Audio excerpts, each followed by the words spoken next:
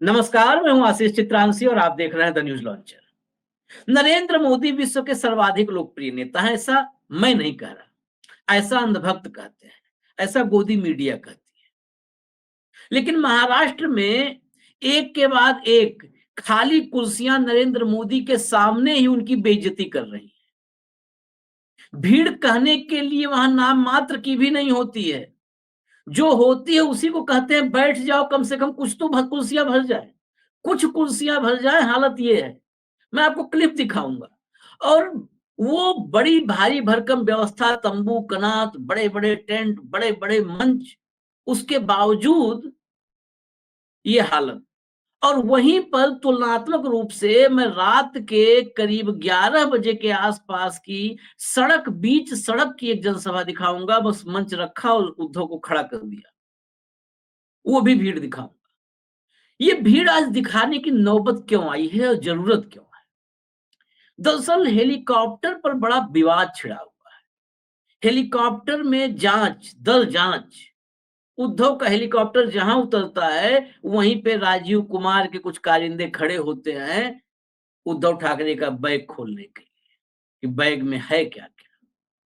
सवाल यह है कि उद्धव ठाकरे का बैग खोलना, बैग की जांच करना, पानी की बोतल वाले कंटेनर की जांच करना, सब कुछ जांच करना कहीं से भी नाजायज नहीं है।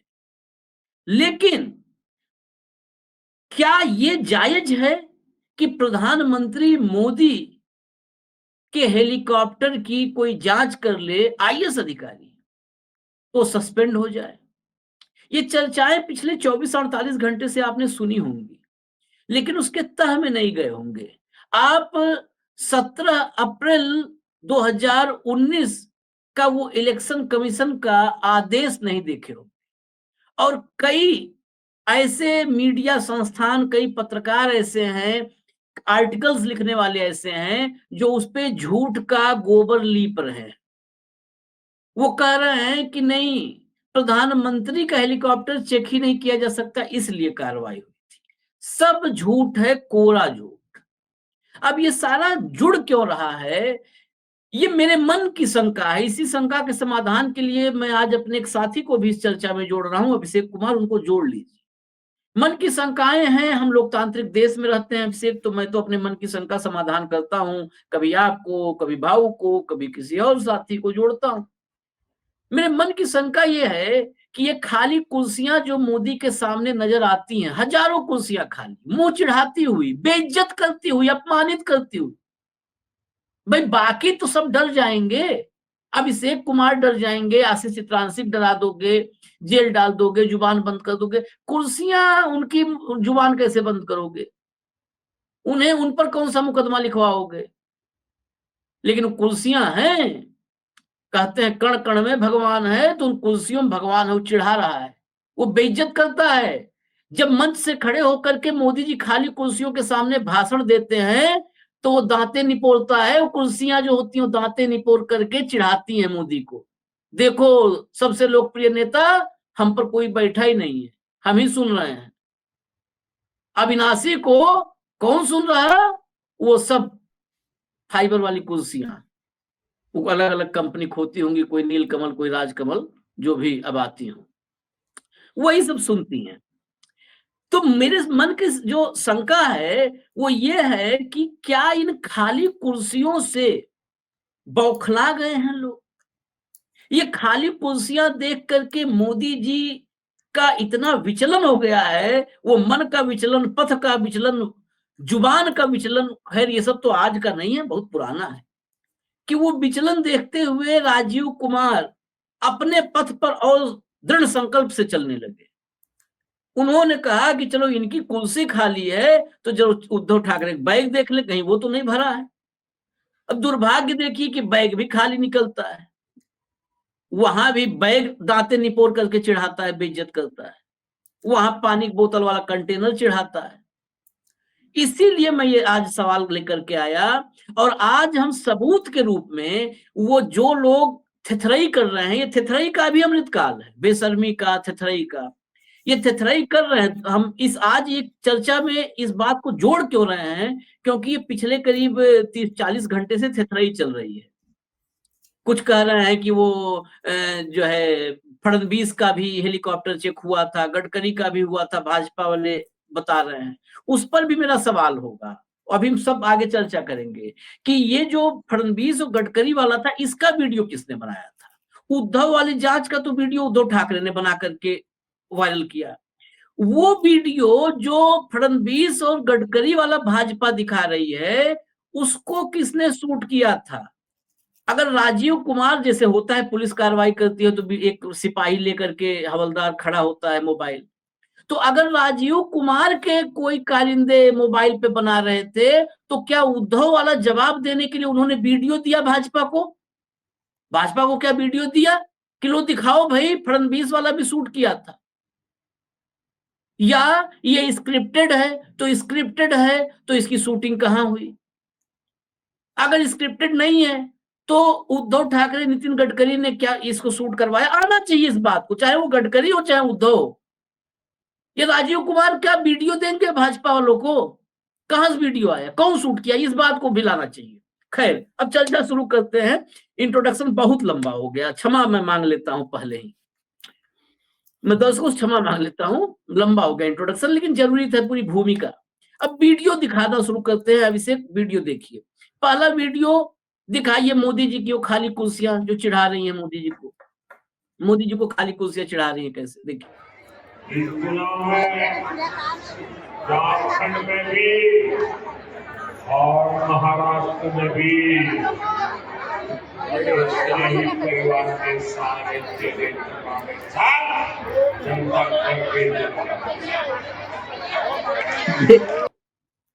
देखिए, एक बात की तो दाद देनी पड़ेगी मोदी जी की। खाली कुर्सियां देखिए अभिषेक, एक बात, उन खाली कुर्सियों से कितने कॉन्फिडेंस के साथ संवाद कर रहे हैं कि महाराष्ट्र और झारखंड दोनों में इस बार ये खाली कुर्सियां बटन दबा करके जिता देंगी। मतलब मेरे तरफ से है, वो नहीं बोल रहे हैं, लेकिन ये खाली कुर्सियों से झारखंड महाराष्ट्र सब में एकदम। बस ये नहीं बोला उन्होंने, हालांकि पूरा भाषण अगर सुने तो हो सकता है बोला हो कि जहां तक मेरी नजर जा रही है मुंड ही मुंड नजर आ रहे हैं, मुंड ही मुंड नजर आ रहे हैं जहां तक नजर जा रही है।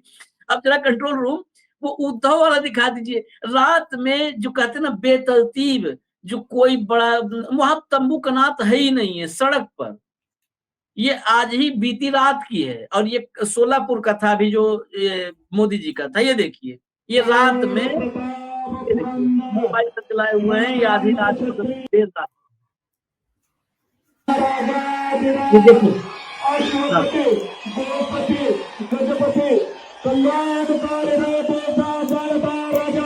छत्रपति शिवाजी महाराज की। ये रोड पे कोई तंबू कनात नहीं है, कोई तंबू कनात नहीं है। अब हटा दीजिए कंट्रोल रूम, बीच बीच में दिखाते रहिएगा, दर्शक देखते रहे। अब पहला सवाल फिर हम अभी दर्शकों से अभी मैं बोल दे रहा हूं कि हम वो सारा इलेक्शन कमीशन का आदेश 17 अप्रैल 2019 को हुआ क्या था, वो आईएएस अधिकारी मोहसिन, उनको कैसे सस्पेंड कर दिया गया था सिर्फ इस पर कि मोदी जी का हेलीकॉप्टर चेक किया, और वो प्रावधान जिस पर थेथराई कर रहे हैं लोग कि मोदी जी का चेक नहीं हो सकता है, वो है कि नहीं है, वो सब अभी चर्चा करेंगे। पहले इस पर बात कर ले। अभिषेक, ये देखा आपने, ये ऐसी बेइज्जती, ये कुर्सियां जो मुंह चिढ़ा रही हैं, क्या इसी वजह से बैग चेकिंग वोकिंग होना शुरू हुआ है क्या? हेलीकॉप्टर चेक करो, बैग चेक करो। देखिए आशीष जी, आपके सवाल के कई सारे एंगल निकलते हैं। एक हम्म। आपने जिक्र किया राजीव कुमार का आयोग क्या कर रहा है, राजीव कुमार क्या कर रहे हैं। तो हम्म। राजीव कुमार को देखकर मुझे एक ही नाम याद आता है। हमारे दर्शक जो क्रिकेट में रुचि रखते होंगे वो ऑस्ट्रेलिया के एक अंपायर, स्वनाम धन्य अंपायर डेरल हेयर का नाम जरूर जानते होंगे। पूरी दुनिया जानती है डेरल हेयर को। तो डेरल हेयर और राजीव कुमार में मुझे काफी समानता नजर आती है। पहली बात, उद्धव का हेलीकॉप्टर तो चेक हो जाता है, लेकिन मोदी साहब का हेलीकॉप्टर चेक करने के पहले ऐसा लगता है कि सांप सूंघ जाते हैं इन लोगों को। अब दूसरा, आपने भीड़ की बात की, कुर्सियों की बात की। तो भीड़ और कुर्सियों को देख करके, कुर्सियां बेचारी बेजुबान है। जैसे एक आपको याद होगा कि कर्नाटक चुनाव के पहले मोदी जी गए थे कर्नाटक बांदीपुर टाइगर रिजर्व। बड़ा सा जूम वाला लेंस लगा हुआ बड़ा सा कैमरा था, आपको याद होगा, शायद सोनी का कैमरा था, महंगा कैमरा आता है। वो लगा करके भी देख रहे हैं कि कहीं तो टाइगर महोदय दिख जाएं, लेकिन वहां पर उनको बांदीपुर टाइगर रिजर्व में टाइगर नहीं दिखा। अब बताइए, आपको पता है कि मोदी जी हैं, डर जाएंगे, हमको पता है मोदी जी हैं, चलो भाई दिखना है मोदी जी के सामने। वो बेचारा क्या जानता है कि मोदी जी हैं? वो बाघ बेचारा क्या जानता है कि उनको दिखने के लिए आ जाए? वही स्थिति कुर्सियों की है। वो क्या जानते हैं कि इस पे लोगों को बैठाना भी होता है, उनको हाथ पैर होता तो वो पकड़ के लाते, लोगों को बैठा लेते। एक सीरियल आता है तारक मेहता का उल्टा चश्मा, देखा होगा आपने, हम लोग बहुत देखते हैं। उसमें एक बार मैंने देखा कि, हालांकि उस पर बीएसएफ ने आपत्ति कर दी थी उस पर, कि कच्छ में जो ऊंट था या घोड़ा था, कोई जानवर था जो कच्छ से चला गया पाकिस्तान की सीमा में, तो बॉर्डर वाले रोकते हैं, तो वहां तारक मेहता कहते हैं कि अरे हमका पता है कि बॉर्डर है, तो का पता है कि बॉर्डर है, घोड़वा को क्या पता है कि, क्या ऊंट घोड़ा या ऊंट था, कि ऊंटवा को क्या पता है कि ये बॉर्डर है? वही स्थिति है उन बेचारे कुर्सियों को क्या पता है। कुर्सियों की आपने जो महिमा मंडन किया बिल्कुल राजू श्रीवास्तव वाले अंदाज में, उससे तो कहीं ना कहीं लगता है कि अब नरेंद्र मोदी जी को आज की तारीख में, देखिए फिर से देखिए इसको, किनारे किनारे लोग सिनेमा हॉल के टिकट की तरह लाइन लगाए हुए हैं, लेकिन कुर्सियों पर कुर्सियां खाली है। तो मुझे अब ऐसा लगता है कि इतनी सारी 288 सीटों की सभा है, 288 सीटों पर मोदी जी को जाना पड़ेगा। तो आशीष जी, हम लोग अपने बचपन में जब लाइट कट जाती थी, लाइट चली जाती थी, तो एक पोर्टेबल टीवी भी घर में रखते थे, सलोरा का 14 इंच वाला black and white, battery charger के साथ पोर्टेबल टीवी। तो पोर्टेबल टीवी पे मैच देखते थे। वैसे ही अब नरेंद्र मोदी जी को पोर्टेबल मोदी बना करके कुछ रखने चाहिए, जो इस तरह की छोटी छोटी सभाओं में भी चले जाए। पोर्टेबल मोदी बहुत जरूरी है आज की तारीख में। आखिर बहुत लोड है उन पर, देश का लोड है। दरभंगा में जाकर के नीतीश कुमार उनके सामने झुक जा रहे हैं, वो भी कराना है। और भी बहुत सारे काम है जो उनके जिम्मे है।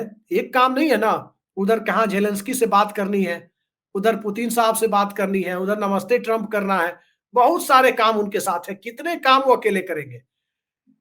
हिमंता विश्व शर्मा तो कहते हैं राहुल गांधी के बारे असम में, वो अपने टोन में बोलते हैं कि वो राहुल गांधी का बॉडी डबल है, राहुल गांधी नाई उतारता है, ऐसे ही बोलते हैं ना कि गाय से वो नाई उतारता है, वो बॉडी डबल है जो उतर के भाषण देता है, ऐसे ही बोलते हैं वो। थोड़ा सा मुझे पूरी तरह वो बोलने नहीं आता है उनकी तरह, लेकिन एक अच्छे मुख्यमंत्री है और मैं उनको काफी पसंद करता हूँ। लेकिन अच्छा। हाँ, कुछ बातें हैं जिससे असहमति है उनकी बातों से, जैसे वो बॉडी डबल जैसी बात कर देते हैं, या कुत्ते को बिस्किट खिलाने वाली बात, इसीलिए कांग्रेस छोड़ दी, वो अदालत वाले प्रोग्राम में जाके करते हैं। लेकिन महाराष्ट्र की जो स्थिति है, पहली बात कि हम लोगों को एक चीज, जैसे सिगरेट के विज्ञापन पर आता है, आपने देखा होगा, आता है ना कि smoking is injurious to health, उसी तरह से हम लोगों को एक कैविएट पहले लगाना चाहिए, गोदीगिरी के इस दौर में राजीव कुमार के आयोग से कोई उम्मीद ना रखें, और तब अपना वीडियो शुरू करना चाहिए। ये हम लोगों को, मैं सभी गोदी मीडिया वाले नहीं कर सकते, लेकिन तमाम जो अल्टरनेट मीडिया वाले लोग हैं, उन सब से हमारी अपील है कि जब भी चुनाव से संबंधित कोई भी खबर करें, जिस तरह से सिगरेट के ऊपर लिखा रहता है कि धूम्रपान स्वास्थ्य के लिए हानिकारक है, उसी तरह से सिगरेट की डब्बी की उसी तरह से प्रोग्राम के पहले लिख दे, नीचे एक चलती रहनी चाहिए, एक वो बाइट चलती रहनी चाहिए कि गोदीगिरी के इस दौर में राजीव कुमार के आयोग से कोई उम्मीद ना रखें। ये लगा करके तब हमें प्रोग्राम करने चाहिए जी। लेकिन अंतर है, सिगरेट विकल्प है और राजीव कुमार मजबूरी है।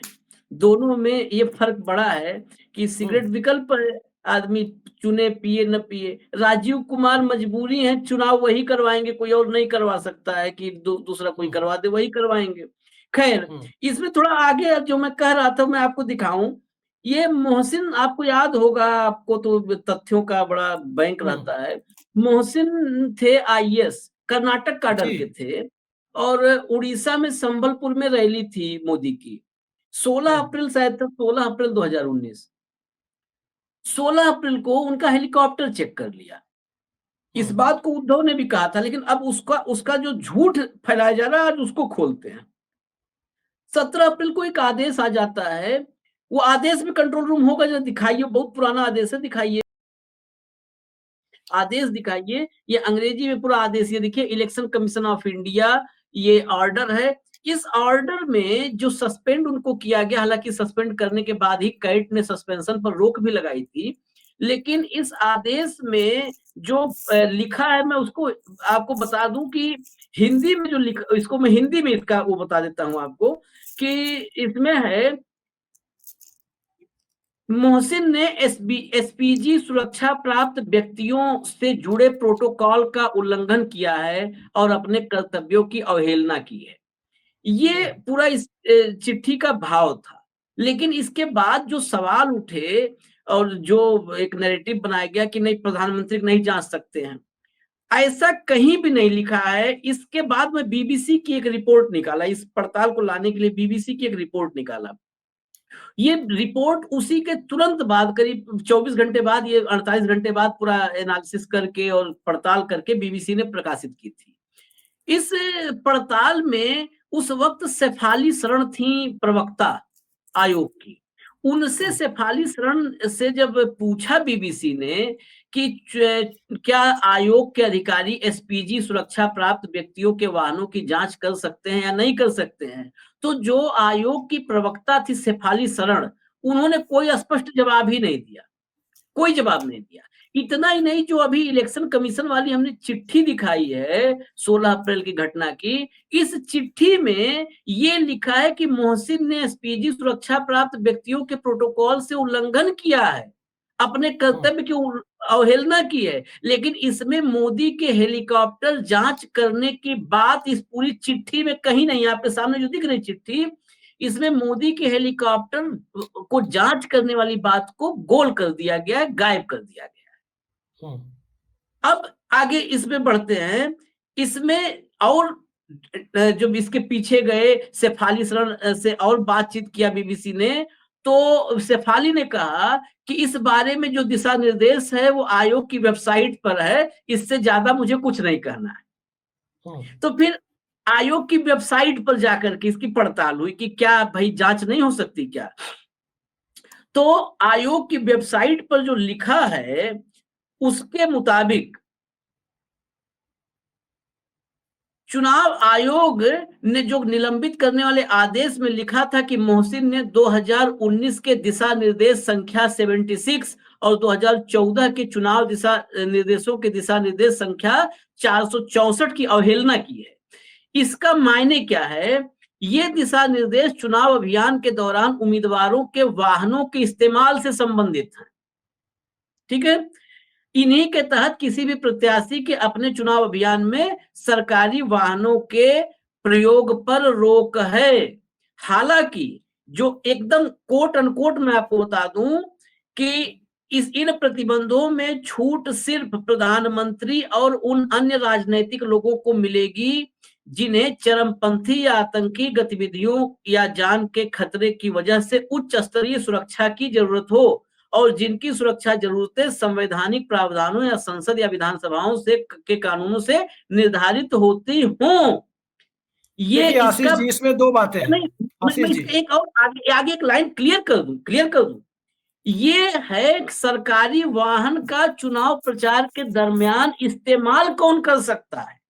इस पूरे मेरे सामने पूरा जो चुनाव आयोग का दिशा निर्देश है 10 अप्रैल 2010 को जारी किया गया, 464/INST/2014/EPS, ये है कि कोई भी व्यक्ति किसी भी सरकारी वाहन का अपने चुनावी अभियान में इस्तेमाल नहीं कर सकता। इससे छूट सिर्फ प्रधानमंत्री और उच्च स्तरीय सुरक्षा प्राप्त व्यक्तियों को है। इस्तेमाल की बात है इस पूरे चुनाव आयोग के दिशा निर्देश में। इसीलिए शेफाली शरण ने नहीं जवाब दिया था। प्रवक्ता कोई ऐसा थोड़ा होता है कि कोई बाबू होगा, इसीलिए जवाब नहीं दिया था क्योंकि आयोग के दिशा निर्देश में कहीं भी ये नहीं लिखा है कि एसपीजी सुरक्षा प्राप्त व्यक्ति या प्रधानमंत्री के वाहन की जांच नहीं हो सकती है, ये कहीं नहीं लिखा। आशीष जी, इसमें दो बातें। पहली चीज, जिस वक्त मोरल कोड ऑफ कंडक्ट को लागू करने या स्ट्रिक्टली फॉलो कराने की बात टीएन सेशन कर रहे थे, उस वक्त सिर्फ एक छूट दी गई थी। कि देश के प्रधानमंत्री को सुरक्षा कारणों से सरकारी विमान और सरकारी वाहनों के चुनाव के इस्तेमाल की इजाजत चुनाव के दरमियान भी होगी। बस इतनी ही की छूट थी। ये नहीं होगा कि आप जांच नहीं कर सकते। जांच करने से कोई रोक नहीं है। ये सब बकवास बातें हैं। ये सीधी सीधी बात है कि इस तरह की कोई छूट नहीं है। अब जो भी इस तरह की बातें करते हैं, मैंने पहले ही कहा कि सिगरेट की डिब्बी पर जो वैधानिक चेतावनी होती है, वो एक वैधानिक चेतावनी ये भी लोगों को वीडियो में लिखनी चाहिए शुरू में, कि राजीव कुमार के आयोग से निष्पक्षता की उम्मीद बेमानी है, ना करें। जैसे कपड़ा की रेडीमेड की दुकान पे जाते हैं ना, नीचे लिखा रहता है फैशन के इस दौर में, उसके जो पॉलीथीन जो देते हैं, जो टाइप, फैशन के इस दौर में गारंटी की चिंता ना करें। उसी तरह से ये एक उम्मीद लिखा ना जाना, करें। उम्मीद ना करें, गारंटी ना करें। हाँ, तो इसी तरह की बातें राजीव कुमार के आयोग के बारे में लिखी जानी चाहिए। अब देखिए, पहली चीज ये कि एक नया चलन इस देश में चल रहा है। देश का प्रधानमंत्री नहीं हुआ, लोगों ने देवता बना दिया। अरे भाई, प्रधानमंत्री हम चुनते ही इसलिए हैं ताकि हम प्रधानमंत्री के निर्णयों की समालोचना कर सके, सत्ता से सवाल पूछ सके। सत्ता में हम जाकर के कोई ब्रह्म स्थान नहीं बनाते हैं, जो गांव में पीपल के पेड़ है या पकड़ी के पेड़ के नीचे जो देखते होंगे कि चबूतरा बना के लोग ब्रह्म स्थान बना देते हैं। वहां जाइएगा तो वहां टीका, धागा, अगरबत्ती, लोटिया में ले जाके जल चढ़ाने की सुबह से शाम तक वहां काम चलता रहता है। और जब पूजा पाठ हो जाता है तो शाम में बैठ करके गांजा पीने वाले लोगों का भी काम आता है वहां पर, उस ब्रह्म स्थान के आसपास। आपने देखा होगा जो गजेड़ी लोग का जुटान होता है अक्सर। तो ये सारी चीजें इन लोगों ने जो ब्रह्म स्थान बनाने की कोशिश की है इस देश के प्रधानमंत्री पद को, ये लोकतंत्र के लिए बहुत खतरनाक है। प्रधानमंत्री के खिलाफ बोल दिया तो ऐसा लगा इसे पाप हो गया, प्रधानमंत्री से सवाल पूछ दिया तो ऐसा लगा देशद्रोह हो गया। ये कौन सा लोकतंत्र है, कौन सी व्यवस्था कायम की जा रही है? एक तो है पटना वाले, मूल रूप से हिमाचल वाले, जो भाजपा अध्यक्ष है, कर्नाटक में जाके कह रहे थे कोई काम आप लोग ऐसा मत कीजिएगा जिससे देवताओं के देवता के आशीर्वाद से आप वंचित रह जाए। नरेंद्र मोदी देवताओं के देवता है, गॉड ऑफ गॉड। अब बताइए, देवताओं के देवता जब वो उन्हें बना दे रहे हैं, तो भक्तों के भक्त की जमात भी इस देश में एक छोटी सही लेकिन खड़ी हो गई है। महाराष्ट्र भक्त नहीं बना है, इस बात का सबूत लोकसभा चुनाव के दरमियान महाराष्ट्र ने दे दिया, मराठी मानुस ने दे दिया। खाली कुर्सियां इसका सबूत है, सड़कों पर उद्धव ठाकरे के लिए जुटती हुई भीड़ इसका सबूत है। लेकिन इन सबसे आगे जो सबसे बड़ा सबूत है, क्या आपने कभी देखा था गुवाहाटी मॉडल से सरकार बनाई जाए? क्या कर रहे थे भाजपा वाले? जब शंकर सिंह वाघेला ने भाजपा विधायक दल में विद्रोह करके अपने विधायकों को लेकर खजुराहो में जमा किया था, तब खजुराहो कांड पूरे देश में फेमस है। और नरेंद्र मोदी जी थे और ऐसे ही लोग थे जिन्होंने दो टर्म का इस्तेमाल किया था, खजूरिया और हजूरिया। हजूरिया जो जी हजूरी कर रहे थे, और खजूरिया जो खजुराहो में विद्रोह करके गए थे। और जो विधायक लौट के आए थे खजुराहो से, यही शर्त थी कि नरेंद्र मोदी को गुजरात से हटाया जाए। गुजरात भाजपा के, उनको दिल्ली में एक तरह से पॉलिटिकल असाइलम में भेजा गया था, अघोषित पॉलिटिकल असाइलम। अब ये कह रहे हैं गुवाहाटी मॉडल से सरकार बनाई गई, 50 खोके एकदम ओके की बातें हुई। और ये सारी बातें जब हुई तो नरेंद्र मोदी के प्रधानमंत्रित्व काल में उनकी पार्टी के मुख्यमंत्री की गुवाहाटी में उनके द्वारा की गई मेहमान नवाजी में हुई। वो मिमिक्री जो हो रहा था वहां, आपने देखा होगा फुटेज, जो गुवाहाटी में विधायकों की मिमिक्री जो कराई जा रही थी होटल में। तो ये सब खेल जो हो रहा था, इन सारे खेल के बाद महाराष्ट्र के लोग राजनीतिक तौर पर बहुत जागरूक है। महाराष्ट्र और बिहार के लोगों को आप पढ़ा नहीं सकते। ये अलग बात है, बिहार के लोगों को नीतीश कुमार तो पढ़ा ही रहे हैं इतना दिन से इधर उधर जाके, लेकिन महाराष्ट्र के लोगों को नहीं पढ़ा सकते। महाराष्ट्र के लोग इस देश में उन सारी सियासत को जानते हैं जिसके लोग आमतौर पर पढ़ नहीं पाते। आप देखिए, आरएसएस का गढ़ है, आरएसएस पैदा हुआ महाराष्ट्र में, गढ़ नहीं बन पाया। अपने लोगों ने महाराष्ट्र में, जहां से संघ के अधिकांश सरसंचालक आए, देवरस से लेकर सब, गोलवलकर, देवरस, सब वहीं से आए, यहां तक कि सुदर्शन और मोहन भागवत तक, रज्जू भैया को छोड़ दीजिए तो ज्यादातर सरसंचालक वहीं से थे, सब वहीं से थे। लेकिन प्रयोगशाला एमपी गुजरात बना, महाराष्ट्र नहीं बना पाए प्रयोगशाला। महाराष्ट्र को नहीं बना पाए क्योंकि महाराष्ट्र के लोग इस बात को जानते हैं कि भाई इन लोगों पर हम ट्रस्ट नहीं कर सकते। देखिए, घर के लोग आपको सबसे बेहतर जानते हैं कि आप क्या हैं, सबसे बेहतर जानते हैं। नहीं, महाराष्ट्र के लोग इन संघ को बहुत बेहतर तरीके से जानते हैं। नरेंद्र मोदी उसके पीछे एक वजह और मैं जो समझता हूं, वजह यह है कि संघ की पैदाइश तो बहुत बाद में हुई है। महाराष्ट्र इस देश में सामाजिक, धार्मिक और सांस्कृतिक, इन तीनों क्रांतियों का अगर कहा जाए एपी सेंटर, तो महाराष्ट्र रहा है। महाराष्ट्र में भक्ति आंदोलन के दौर में महाराष्ट्र में जितने संत आए, जिन्होंने मतलब बिल्कुल एक क्रांतिकारी तरीके से जो है उस दौर में बातचीत की, लोगों को संबोधित किया, चाहे सामाजिक क्रांति हो, चाहे फुले, चाहे अंबेडकर, चाहे साहू जी महाराज, जिन्होंने 1902 में दे दिया आरक्षण। तब आरक्षण, आज आरक्षण आरक्षण पे हंगामा हो रहा है, वो उस समय उनकी कल्पना थी आरक्षण की। तो साहू जी महाराज, तो ये भूमि ये है कि ये हेडगवार और देवरस और इन लोगों के आने के बहुत समय पहले ये भूमि क्रांति, सामाजिक धार्मिक क्रांति की भूमि बन चुकी थी। वो बटोगे कटोगे से बहुत ऊपर वो बांटने और काटने को छांट चुके थे। बटना कटना को से आगे बढ़ के वो छांटने पर चले गए थे कि वृक्ष में जो कांटे निकल रहे उनको छांटना उनको आ गया था। महाराष्ट्र छांटने में एक्सपर्ट हो चुका था, तो छांट दिया संघियों को। जी, जिस नागपुर में बैठे हैं उस नागपुर की धरती, वो नागपुर की धरती संघ की वजह से नहीं, मेरे लिए वो नागपुर की धरती है जहां बाबा साहब 3.5 लाख अपने फॉलोअर्स के साथ खड़े हुए हैं। दीक्षा हाँ, दीक्षा भूमि के नाते है। तो उस महाराष्ट्र को ये जो है बांट पाए और काट पाए, इससे पहले इनको मराठी छांट देंगे, ये मुझे तो उम्मीद है अब से। अब देखिए, कहाँ बाबा साहब और कहाँ इन ढाबा वाले लोगों को, आप बाबा साहब के सामने खड़ा कर रहे हैं।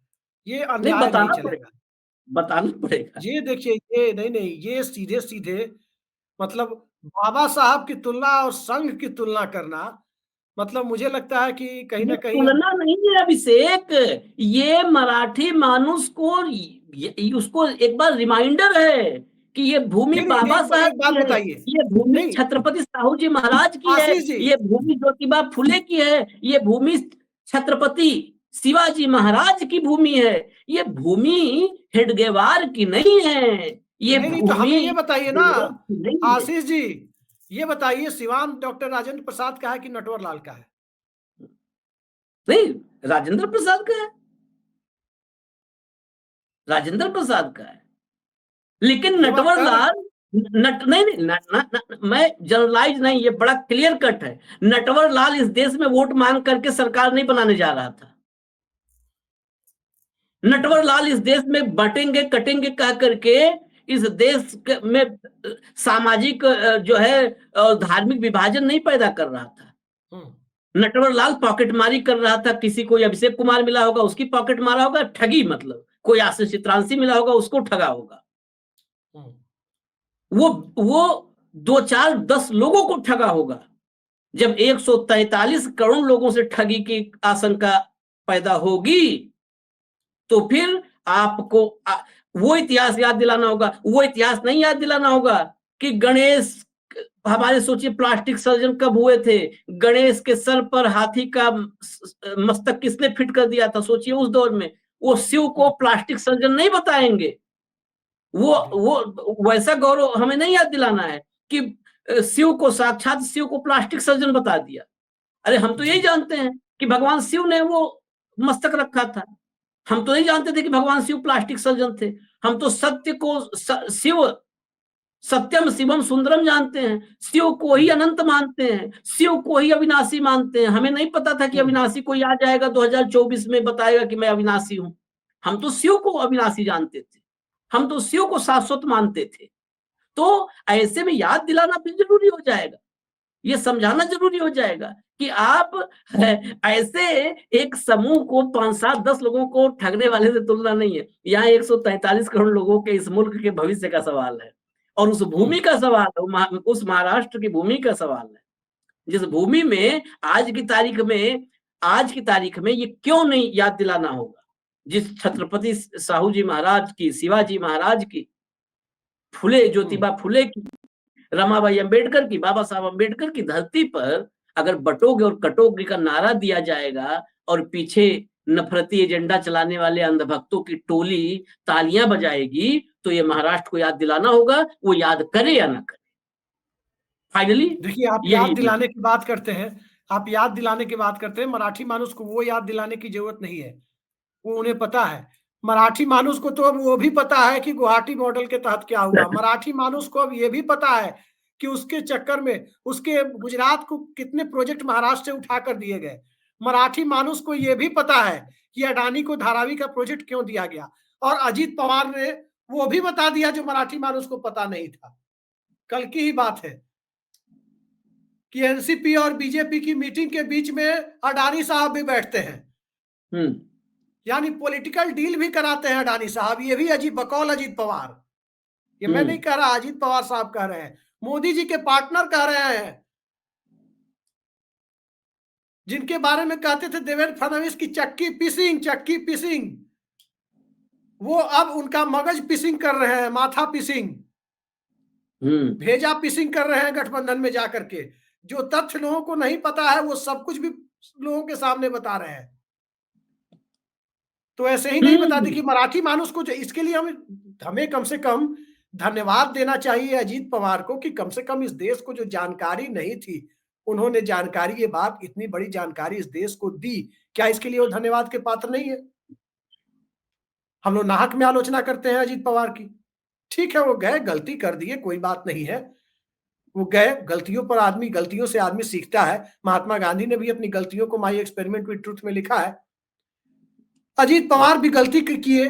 खैर, मैं दर्शकों के सामने फिर एक वैधानिक चेतावनी की तरह ही स्पष्ट कर दूं कि मैंने महात्मा गांधी की तुलना नहीं की है अजीत पवार से, लेकिन अजीत पवार ने गलतियों के बावजूद कुछ तो सही बात बोली, कुछ तो सही बात बोली। कम से कम नीतीश कुमार से तो बेहतर ही है। पैर तो नहीं छू रहे, चरणों तो नहीं लौट रहे मोदी के। मोदी जहां मोदी देखते हैं, मैं तो देख रहा हूं आज फिर एक, अभी उस पर आगे हम दिखाएंगे कार्यक्रम दर्शकों को, आज एक फिर बिहार पहुंचे मोदी, फिर उनका चप्पल जूता जहां था वहीं पे तुरंत ही मुंडी नीचे कर दिए। हमको तो कई बार लगता है वहां पर तो कैमरे होते हैं, पब्लिक सार्वजनिक सभाएं होती हैं, ये घर में फोटो लगा करके 3-4 बार उसी माथा पैर देख करके कहा मोदी जी पैर मार लेते होंगे। तो उनसे तो अजीत पवार बेहतर ही है, और थोड़ा बहुत नहीं, वो हमको लगता है कि 1000-2000 गुने का अंतर अब पैदा हो चुका है, उनसे तो बहुत बेहतर है।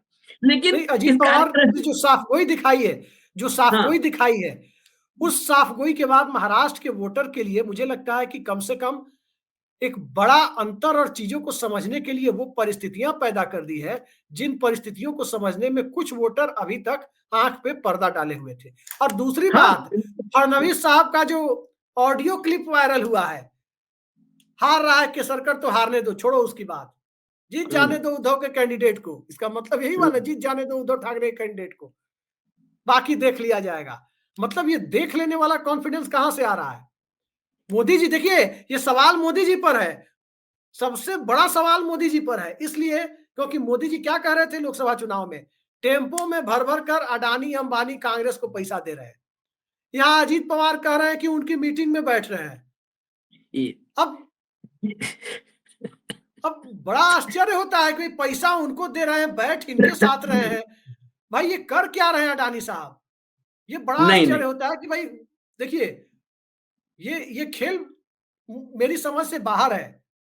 नहीं, मैं आपकी समझ से बाहर है, मैं चलते समझा देता हूं। पत्रकार भी है, चित्रा त्रिपाठी एक चैनल से दूसरे चैनल में जाती हैं, बड़ा सम्मान है उनका। नहीं, किसी का सम्मान नहीं करना है, किसी का अपमान करना है। इन सबका नाम प्रतिबंधित है हमारे चैनल। एक मिनट, ऐसा नहीं होता कि वो सुबह का शो एबीपी पर कर रही है और शाम का शो आज तक पर कर रही है।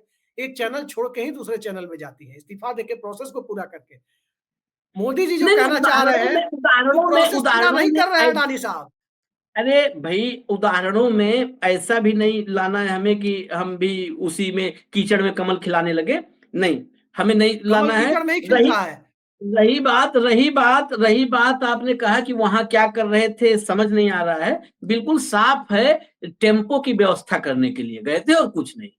महाराष्ट्र के सारे टेम्पो शरद पवार और अजीत पवार से बिना परमिशन लिए, परमिट लिए जाते नहीं है। टेम्पो तो आशीष चित्रांशी 100 खड़ा कर दे तुरंत ला करके।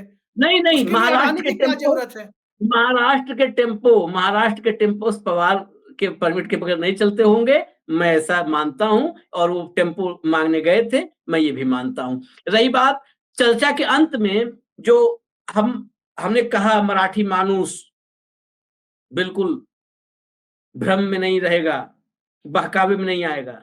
आखिर में चर्चाएं इसलिए हमने की हैं, अभिषेक ने कहा भी कि ये मराठी मानुस को बताने की जरूरत नहीं है। मैं मानता हूं जरूरत है, इसलिए जरूरत है, थोड़ा सा कठोर मेरे वचन लग सकते हैं, वाणी लग सकती है। हरियाणा में 15 दिन था, जैसे वहां पर कि महाराष्ट्र को पता है कि उसके साथ क्या हुआ, उद्योग छिन गए, गुजरात लेके चले गए, ऐसा कर दिया वैसा कर दिया, वैसे ही हरियाणा वालों को पता था। उनको तो लाठी भी पीठ पर याद थी। वो शंभू बॉर्डर भी याद है, खनौरी बॉर्डर भी याद है, जहां साल भर से बैठे हैं, और लाठियां भी याद है जो नख से सिख तक पड़ी हैं, तो वो भी याद थे। उसके बावजूद नतीजा आया क्या? क्या नतीजा आया? सवाल ये है। उसमें किसकी भूमिका है वो अलग विषय है, वो भी मैं चलते चलते 30 सेकंड में बोल ही दूंगा, लेकिन इसलिए रिमाइंडर जरूरी है। हरियाणा को भी पता है कि जो दूसरा प्लांट आने वाला था कार मैन्युफैक्चरिंग का, वो कैसे शिफ्ट हो गया अहमदाबाद, ये भी पता है। हरियाणा को भी पता है, जैसे महाराष्ट्र को पता है वैसे हरियाणा को भी पता है। हरियाणा के लोग भी बड़े जागरूक थे, ये मैं भी कहता था, और हरियाणा में जाकर के मुझे लगता भी था, वो भी बड़े जागरूक है। हरियाणा के लोगों के बारे में भी कहा जाता था कि हरियाणा के लोग जिताने के लिए नहीं चुनाव में वोट देते हैं, वो सरिया काटने के लिए वोट देते हैं, मतलब अकड़ निकालने के लिए वोट देते हैं, किसी घमंड तोड़ने के लिए वोट देते हैं, अहंकार मिटाने के लिए वोट देते हैं। तो बहुत सारे तुलनात्मक रूप से परिस्थितियां हैं कि हरियाणा में हमने देखा, लेकिन पलट गया। इसी से वो ऑडियो रिकॉर्डिंग जुड़ रही है जिसमें कहा कि हमारी सारी व्यवस्था हो चुकी है, हमारे पास प्लान बी भी है, उस ऑडियो में था। और उसी ऑडियो से जुड़ा हुआ एक और मसला है। एक पत्रकार से, महाराष्ट्र के पत्रकार से अभिषेक कुमार बात कर रहे थे मेरे सामने, और स्पीकर ऑन था, अभिषेक की बात को मैं कोट कर रहा हूं। उस पत्रकार ने कहा कि अगर 5-7 हजार का मार्जिन रहा तो खेल हो जाएगा, भाजपा 5-7 हजार के मार्जिन वाली सीटों पर खेल कर देगी। अगर 15,000 20,000 का मार्जिन होगा सीटों पे, तब तो खेल नहीं, तब तो न राजीव कुमार कर पाएंगे न मशीन कर पाएगी। लेकिन 5-7 हजार वाली सीटों पर खेल हो जाएगा। विधानसभा चुनाव में नॉर्मली 5-7 हजार का ही मार्जिन, नॉर्मल मार्जिन होता है, 20-25 हजार का मार्जिन कम ही मिलता है। इसीलिए ये सब रिमाइंडर किया कि मार्जिन इतना रखिए कि खेल कोई न कर पावे, कोई न कर पावे। और इसीलिए बताते बताते थोड़ा वक्त भी ज्यादा हो गया, इजाजत दीजिए हम लोग को। न्यूज लॉन्चर देखते रहिए, मतदान जम के करिए, सोच के करिए, अपनी बुद्धि और विवेक से करिए। फाइनल कमेंट कुछ करना चाहते? देखिए, हाँ, मतदान, सुनील पाल जी हमारे मित्र हैं, कॉमेडियन है। वो कहते हैं कि रतन नूरा साहब, उनके जो एक काल्पनिक पात्र है, चुनाव में खड़ा हुए, बोले कि मतदान करो, हमको मतदान करो। जीत गए तो लोगों ने कहा कि आपने कहा था मतदान करो, बहुत विकास करेंगे। तो कहते थे कि अरे भाई, मैंने ही तो कहा था मतदान करो, मतदान करो, फिर भी तुम लोगों ने दान कर दिया अपना वोट। तो इसलिए कि ये आप जो कह रहे हैं मतदान, इस पर मैंने बताया दर्शकों को। नहीं, ये तो हास्य का विषय है, लेकिन आप जरूर मतदान करिए। इस उंगली में आपकी बहुत ताकत है, बहुत ताकत है। यही एक उंगली है जो तानाशाही को, अहंकार को, लोकतंत्र विरोधी शक्तियों को, संविधान विरोधी ताकतों को, सबको परास्त कर सकती है। वो सिर्फ आपकी एक उंगली है, तो उसका इस्तेमाल करिएगा, सोच समझ कर करिएगा। हमें इजाजत दीजिए। अभिषेक के साथ हम फिर आते रहेंगे आप तक। नमस्कार।